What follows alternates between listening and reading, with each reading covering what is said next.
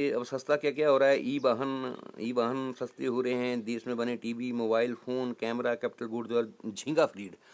तो खैर थोड़ा सा ये जो हमारा स्वदेशी जो निर्माण है उसको थोड़ा बढ़ावा देने की कोशिश की है सरकार का, अच्छा कदम है। इसमें कोई बड़ी टीका टिप्पणी करने की ज़रूरत नहीं है। अब महंगा क्या है, सिगरेट पूरी तरह याद कारें, खिलौने, कृत्रिम गहने और कंपाउंड रबर और नाफ्ता। तो ठीक है, यहाँ भी अच्छा है, ठीक है। सरकार ने अगर कहीं पैसा खर्च करना है तो जो बजट है वो उसका प्रावधान भी करना पड़ेगा, पैसा निकालना भी किसी की जेब से पड़ेगा, कहीं ना कहीं से निकालना पड़ेगा। तो कोई इसके ऊपर ज़्यादा टीका टिप्पणी अच्छी नहीं है। अब छोटे उद्योगों और कुछ पेशेवरों के लिए कर छूट। तो छोटे उद्योग जो हैं और जो पेशेवर जो बड़े उद्योगपति हैं उनको कर में छूट दी गई है। खैर अगर जो इंफ्रास्ट्रक्चर है देश में बढ़ेगा तो लोगों को रोज़गार भी मिलेगा, और कर में छूट जो है वो इस तरह के उद्योगों और जो व्यवसायी वर्ग है उसको थोड़ा प्रोत्साहन देगा। तो इसका भी हम स्वागत कर लेते हैं। तो इसके बाद एक और है, रीट और इनविट में कर भुगतान अब टैक्स के दायरे में। तो कर भुगतान भी अब टैक्स के दायरे में लाया गया है, कुछ एक नई योजना है ये। अब ये समझने का विषय है तो इसके ऊपर हम ज़्यादा टीका टिप्पणी नहीं कर पाएंगे।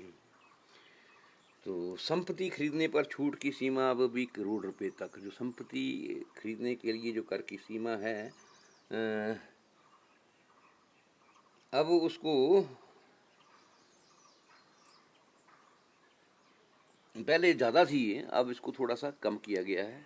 तो ठीक है, अब 10 करोड़ जो है संपत्ति के लिए इन्वेस्ट करना और उसमें खर्च छूट लेना पैसे वाला आदमी ही करता है, तो अच्छा कदम है सरकार को। ये जो 10 करोड़ की संपत्ति वाला जो फंडा है इसको थोड़ा हो सकता है इसको 5 करोड़ कर देते तो और अच्छा होता। तो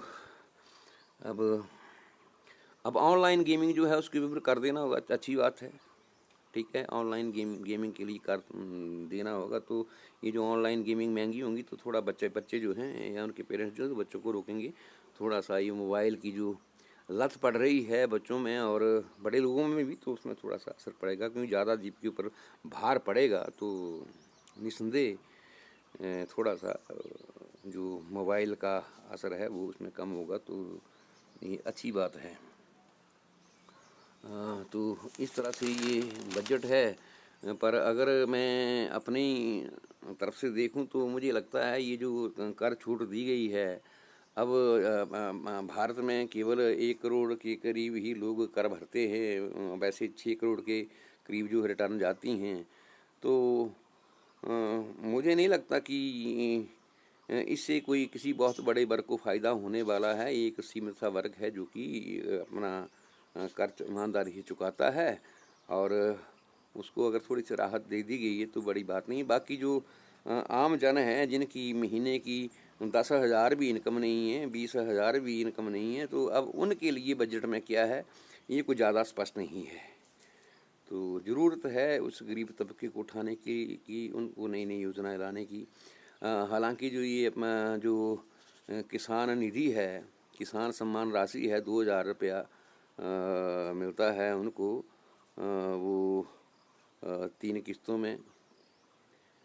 तो इस तरह से जो है जो भी राशि है उसमें कुछ बढ़ावा करते हैं और उसको बढ़ाते। अब जो थोड़ी सी ही सही, अगर जो गैस है, घरेलू गैस है, उसके सिलेंडर के ऊपर थोड़ी सी सब्सिडी देते, थोड़ी सी आम जन को राहत देते तो अच्छा रहता। लेकिन जो आम जन है इस बजट में शायद उसके लिए कुछ ज़्यादा कुछ भी नहीं है। तो एक मिला जुला सा बजट है।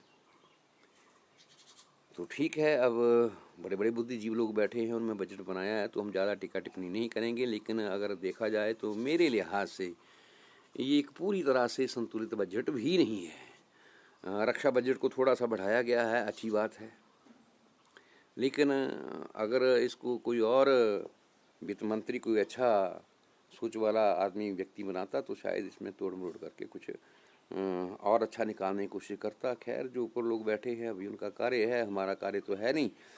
तो ठीक है, आज के लिए इतना ही।